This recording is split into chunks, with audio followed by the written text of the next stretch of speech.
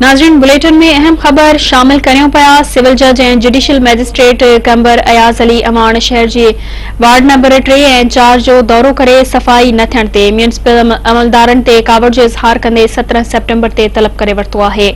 नौजवान वकील नौमान हकड़ो ऐं फ़हीम चांडियो जी ॾिनल दरख़्वास्त ते सिविल जज ऐं जुडिशियल मैजिस्ट्रेट अयाज़ अली अमान ॿिन्ही वार्डनि जो दौरो कयो, जंहिं दौरान वार्ड नंबर 3 ऐं 4 में गंदगी जा ढेर ॾिसी सिविल जज इंतजामिया ते कावड़ जो इज़हार कयो।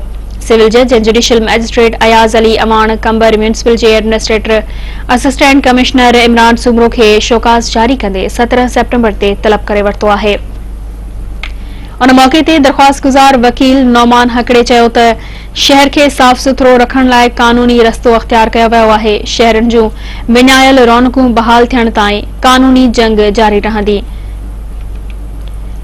नाज़रीन, अहम खबर अवां सां शेयर करियूं पिया त सिविल जज ऐं जुडिशियल मैजिस्ट्रेट कंबर अयाज़ अली अमान शहर जे वार्ड नंबर 3 ऐं 4 जो दौरो करे सफ़ाई न थियण ते म्यूनिसिपल अमलदारनि ते कावड़ जो इज़हार कंदे 17 सेप्टेम्बर ते तलब करे वरितो आहे। नौजवान वकील नौमान हकड़ो ऐं फ़हीम चांडियो जी ॾिनल दरख़्वास्त ते सिविल जज ऐं जुडिशियल मैजिस्ट्रेट अयाज़ अली अमान ॿिन्ही वार्डनि जो दौरो कयो, जंहिं दौरान वार्ड नंबर 3 ऐं 4 में गंदगी जा ढेर ॾिसी सिविल जज इंतजामिया ते कावड़ जो इज़हार कयो।